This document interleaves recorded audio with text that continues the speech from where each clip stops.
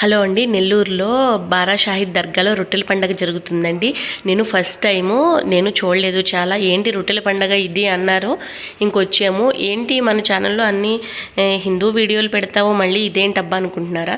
నా స్నేహితురాలు 8 ఇయర్స్ నుంచి చాలా బెస్ట్ ఫ్రెండ్ నాకు. తను నాతో పాటు టెంపుల్స్కి వస్తుంది, పూజలు చేస్తుంది, ప్రసాదాలు తింటుంది, అన్ని భక్తిగా ఉంటుంది. మన మతానికి మరి అంత గౌరవం ఇచ్చినప్పుడు మనం కూడా అలాగే ఉండాలి కదండి. వాళ్ళకు ఉండేయే 2-3 పండుగలు, రంజాను, బక్రీదు, మొహరము, ఇలా రొట్టెల పండగ, గంధోత్సవం ఇవన్నీ ఉన్నప్పుడు ఇంకా పిలిచింది. సరే, నేను చూడలేదు, ఫస్ట్ టైము. ఏది కోరుకుంటే అది జరుగుతుంది. దర్గా చాలా బాగుంటుంది, చాలా పవర్ఫుల్. సరే రమ్మంటే వెళ్ళాము. అసలు ఈ స్టోరీ ఇదంతా ఏంటనేది నేను మీకు ఎక్స్ప్లెయిన్ చేస్తానండి. అదే ఇస్లాం మతాన్ని ప్రచారం చేయడానికి కొంతమంది సౌదీలో ఉన్న మక్కా షహీద్ నుంచి 12 మంది వీరులు అనేది ఇక్కడికి వచ్చారు. అంటే వాళ్ళ మతాన్ని ఇంకా అందరికీ తెలియచెప్పడానికి అనమాట. అది బారా అంటే 12, షహీద్ అంటే వాళ్ళ మతం గురించి ఎక్స్ప్లెయిన్ చేయడానికి, అలాగే వాళ్ళ మతం కోసం పోరాడే వీరులు అని అర్థం అనమాట. ఇది ఇలా జరుగుతూ ఉండగా నెల్లూరు సమీపంలో గండవరం చెరువు దగ్గర చాలా గొడవలు, అంటే యుద్ధాలు జరిగినాయి అందరికీ. ఆ యుద్ధంలో 12 మంది మరణించారు.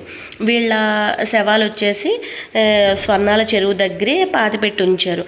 మరి మసీద్ అన్న దర్గా అన్న అంతే కదండి, వాళ్ళ గురువుల యొక్క బాడీ దేహాన్ని అనేది పాతిపెట్టి ఉంచుతారు, దానికి పూజలు చేస్తారు, ఎంతో మహిమలు ఉంటాయనేసి అర్థం అనమాట. అక్కడ స్పెషల్గా దేవుడు అంటే వీళ్ళే అనమాట. అల్లాని బాగా కొలిచే భక్తులు, వాళ్ళ యొక్క పార్థివ దేహాలన్నమాట. ఈ పండగ వచ్చేసి 6 నుంచి 11 వరకు జరుగుతుందండి. అసలు నేను ఫస్ట్ టైం చూశాను ఇక్కడ రొట్టెలు ఎలా వదలాలి ఏంటి అంటే, ఇక్కడ ఉద్యోగ రొట్టె, చదువు రొట్టె, ఆరోగ్య రొట్టె, సౌభాగ్య రొట్టె, అలాగే ఇల్లు రొట్టె అవన్నీ ఉన్నాయి. అవి ఏంటంటే ఒకరికొకరు బదులు. ఇదివరకు దీనికి ఒక స్టోరీ ఉందండి. ఏంటంటే ఒక రజకులావిడ, అంటే చాకలావిడ బట్టలు ఉతుక్కుంటుండగా ఈ స్వర్ణాల చెరువు దగ్గర ఒక జంట ఒక బాలుడితో వచ్చి, అంటే ఒక మమ్మీ డాడీ ఒక అబ్బాయి వచ్చి బాగా బాధపడుతూ ఉన్నారనమాట. మా అబ్బాయికి హెల్త్ బాగోవట్లేదు, ఏంటో బాగా ఎక్కడ చూపించినా సరి అవ్వట్లేదు అనేసి. అంటే అప్పుడు అల్లాయే స్వయంగా వాళ్ళకి రాత్రి కనపడి, ఇలాగ మీరు రొట్టె గోధుమ పిండితో శుద్ధిగా స్నానాలు అవి చేసి ఏమీ ముట్టుకోకుండా గోధుమ పిండితో రొట్టెలు తయారు చేసి వదలండి, నన్ను తలుచుకుని మీ అబ్బాయికి బాగుంటుంది అన్నారు. సో అలాగే ఇంకా అప్పుడు ఆ మరుసటి రోజు నుంచి తను చాలా ఆరోగ్యవంతుడయ్యాడు. సో ఇది అనాదిగా వస్తుంది.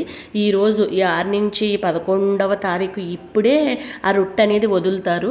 ఒకరి నుంచి ఒకరు బదులు తీసుకుంటారు. కొత్త వాళ్ళు అయితే అక్కడ ఎవరినన్నా అడిగి చిన్న మొక్క తీసుకోవడం వల్ల ఆ కోరిక అయితే ఏదైతే మన ఉద్యోగం కావాలా, వ్యాపారం కావాలా, ఆ కోరిక నెరవేరాక మళ్ళీ మనం వచ్చి మనం ఇంటి దగ్గర నుంచి రొట్టెలు చేసుకున్నాం. చూడండి, ఇక్కడ చాలామంది రొట్టెల వ్యాపారులు ఉన్నారు, దారి పొడుగునా చేస్తూనే ఉన్నారు. మనం అక్కడ కూడా తీసుకోవచ్చు. అల్లాకి ఎక్కువ ఏమి ఇష్టం, బెల్లం ముక్క, మరమరాలు, తీపి బూందీ, అలాగే ఖర్జూరం పళ్ళు, మల్లె పువ్వులు, అంటే బాగా సువాసన వచ్చాయన్నమాట. మల్లె పువ్వులు, గులాబీ పువ్వులు, లిల్లీలు, అగరవత్తులు, అంటే ధూపం అనమాట. ఇవన్నీ కూడా మేము లోపలికి తీసుకెళ్ళామండి. కొబ్బరికాయ కూడా తీసుకెళ్ళాము. అక్కడ పటికతో కూడా చాలామంది కడుతున్నారు.